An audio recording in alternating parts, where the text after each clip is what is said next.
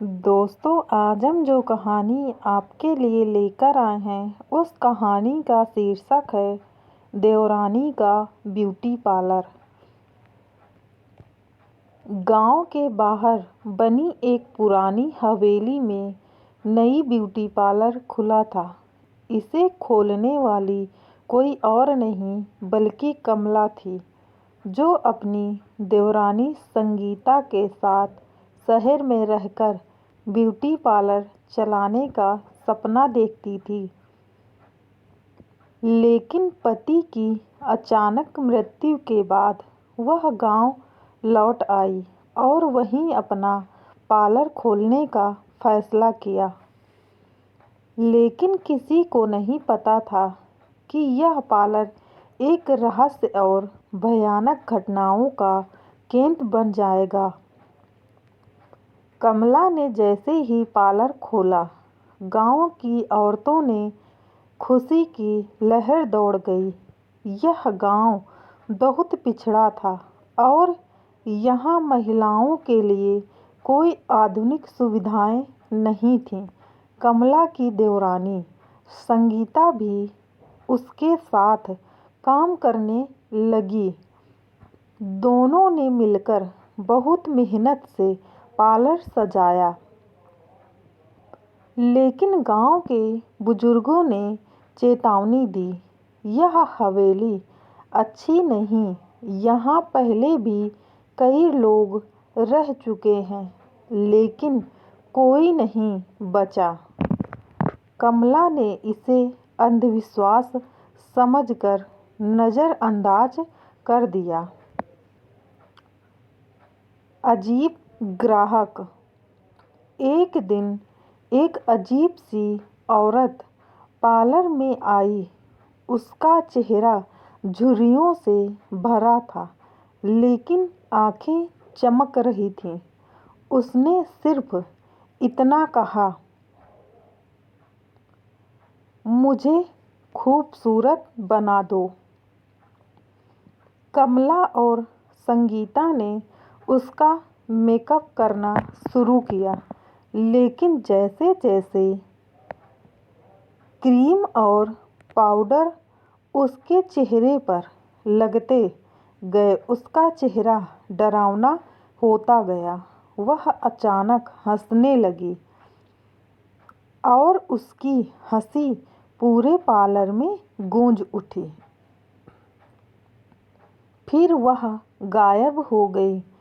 कमला और संगीता ने एक दूसरे को देखा।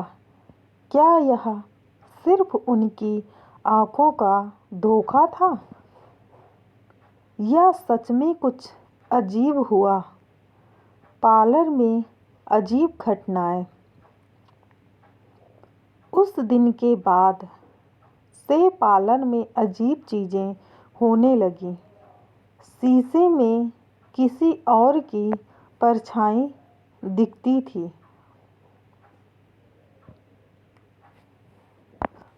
पार्लर का सामान रात में बिखरा हुआ मिलता।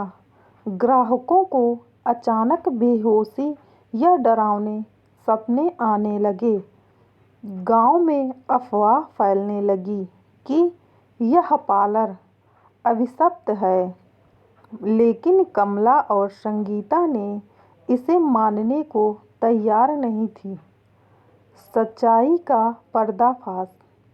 कमला के गांव के एक बुजुर्ग से इस हवेली का इतिहास पूछा गया। उन्होंने बताया कि यह हवेली पहले रूपा नाम की एक औरत की थी, जो बहुत सुंदर थी और उसने भी यहाँ पार्लर खोला था।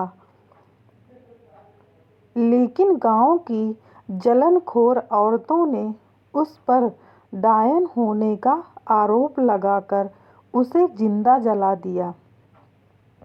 मरने से पहले रूपा ने बदला लेने की कसम खाई थी। कमला और संगीता समझ गईं कि वही आत्मा अब पार्लर में भटक रही है। आखिरी डरावनी रात।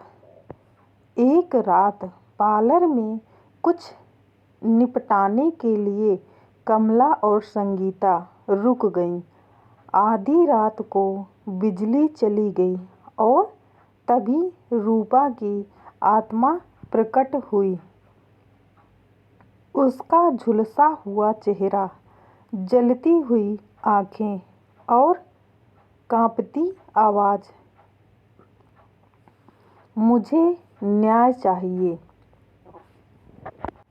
कमला और संगीता डरकर भागने लगीं, लेकिन दरवाजे अपने आप बंद हो गए। रूपा का कटा फटा चेहरा अचानक खूबसूरत बनने लगा, जैसे कोई पुरानी यादें ताज़ा हो रही हों। मैं सिर्फ अपनी खूबसूरती वापस चाहती हूँ। कमला और संगीता ने रूपा की आत्मा को शांत करने के लिए उसकी पुरानी तस्वीरों और कुछ सामान इकट्ठा किया और गांव के मंदिर में जाकर उसकी आत्मा की शांति के लिए पूजा करवाई। अचानक हवेली के शीशे चटक गए और हवा में एक दर्द भरी चीख गूंज उठी। उसके बाद पार्लर में कोई अजीब घटना नहीं हुई। कमला और संगीता ने पार्लर को फिर से खोला, लेकिन अब वह हवेली छोड़कर गांव से दूसरी जगह चला गए।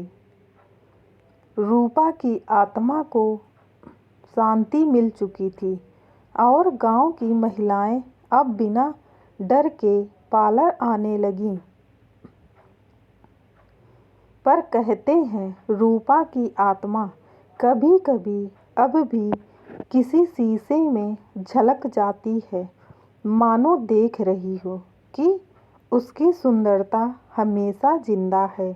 दोस्तों, अगर आपको मेरी यह कहानी पसंद आई हो तो मेरी वीडियो को लाइक कीजिए, चैनल को सब्सक्राइब कीजिए और कमेंट करके ज़रूर बताइएगा यह कहानी आपको कैसी लगी, ताकि ऐसी ही कहानियाँ रोज़ाना हम आपके लिए लाते रहें और आपका मनोरंजन करवाते रहें। धन्यवाद।